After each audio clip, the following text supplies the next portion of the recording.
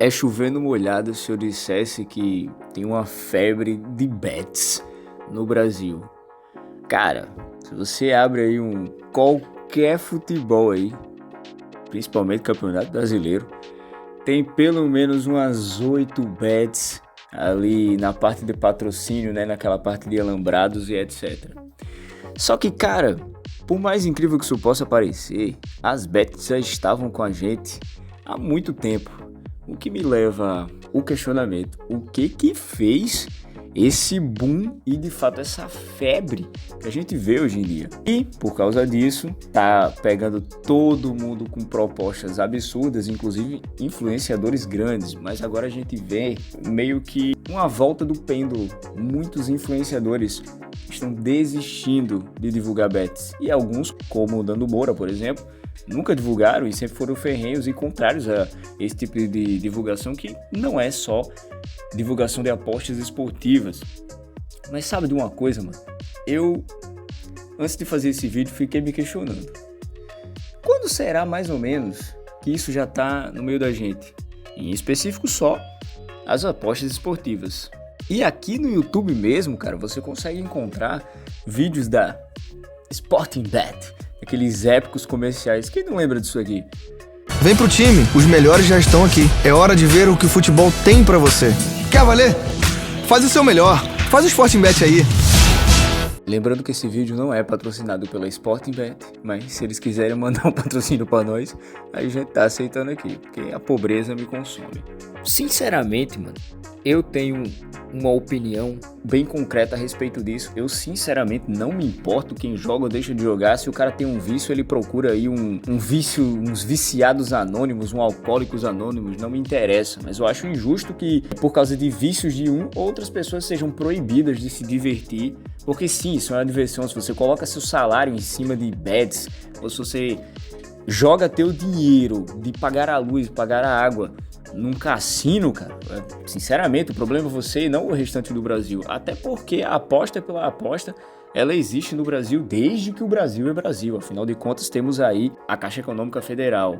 A problemática que temos aqui são os relatos de pessoas que apostaram, ganharam e não conseguiram retirar. E isso sim, realmente é um grande problema. E aí envolve governo, hoje em dia tem várias legalizadas. Mas tem vídeos na internet, por exemplo, da Sporting Bet, cara, vi 8 anos atrás, e eu fiz uma leve pesquisa aqui. A Sporting Bet é uma empresa que, anos 90 já, sabe? Tá aí o Wikipédia pra você ver, né? Ah, é uma fonte ruim, mano, mas ninguém tá fazendo TCC aqui, né? É só pra gente ter uma base. E nisso, temos alguns exemplos recentes, como o Renato Cariani, o Peter, o Nando Moura falando sobre isso. Vou deixar alguns trechos aqui de cada um falando sobre essa questão de apostas. Gente que desconta em cassino online, cara. Vocês sabem que poucas coisas eu me arrependo ali na minha vida, né? Porque eu sempre fui o cara de testar, de tentar e tudo tal. Mas uma das poucas coisas é no passado ter aceitado fazer patrocinador de casa de aposta. Mesmo sendo apenas apostas esportivas. Em 3 meses, eu tinha um contrato de 1 ano. Um contrato gigantesco, gente. Um contrato assim, financeiramente falando, muito bom para minha família. Mas eu vi o caminho. Eu peguei lá no começo, sabe? Só que eu comecei a ver o caminho que não era as apostas esportivas. Era o cassino. O movimento que o cassino estava fazendo na vida de algumas pessoas. E aí, até o meu público abriu a minha mente, cobrou de mim: Cariani, isso não vai para um caminho legal, Cariani, sai disso e tudo mais. Eu refleti, olhei, vi que não era realmente o caminho legal, e com 3 meses aí eu abandonei isso. A seguir temos o Peter falando sobre isso. Esse é um vídeo bem recente, inclusive, que ele gravou meio que em resposta ali pro Nando Moura, e ele fala um pouco a respeito dessas bets aí de quando ele divulgou o Blaze. E se você chegou até aqui, dá aquela miséria daquele like. Eu fiquei pouquíssimo tempo com o Blaze, me arrependi profundamente. Fui o primeiro influenciador a ir online. Ninguém tinha feito isso ainda. Rompi o contrato, né? Tive que pagar multa, rompi o contrato, pedi desculpa a todo mundo e saí, cara. Depois eu não fiquei militando, falando, não, sou contra isso, sou contra aquilo, mas saí e fiz o que eu tinha que fazer, né? Errei, cara. errei. Não sou eu que vou lá fechar as coisas, eu recebo do comercial, não é desculpa, né? Porque eu sou o general desse exército. Então eu errei, fui. A primeira pessoa que foi lá foi eu. Logo em seguida me lembro que foi Michael Kister, que até me perguntou: Peito, pô, tem um problema pra você?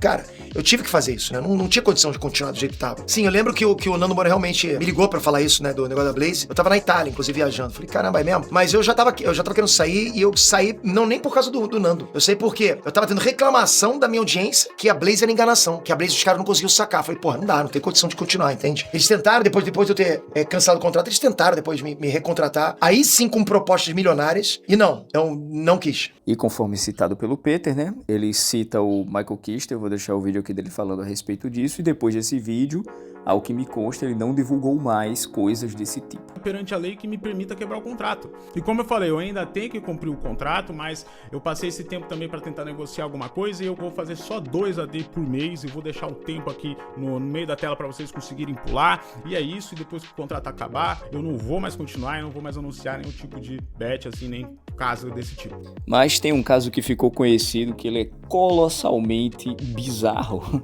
Uma pessoa literalmente vira a público e diz, mas eu nunca divulguei esses bagulho de casa de aposta e cassino e etc. Não só isso, o advogado dele mentiu. Isso aqui eu não posso ser processado porque tá gravado, né? E a juíza tava lá constatando isso também. O cara mentiu numa audiência de conciliação, velho. Sendo que isso tá claro pra todo mundo ver aí, mano. Mas enfim, tá aí o vídeo pra você poder ver também, literalmente, o cara mentindo na cara dele. Ele faz uma colocação querendo que o Felipe peça desculpas por algo que o Felipe nunca fez, que é promover jogo de azar, que é ao contrário, né? Ou bem o Perelado não conhece o conteúdo do canal do Felipe. Dito isto, a hipocrisia nossa que nos consome, Felipe Neto veio a público dizer que se arrepende, blá blá blá. Mano, sinceramente, velho, me poupe.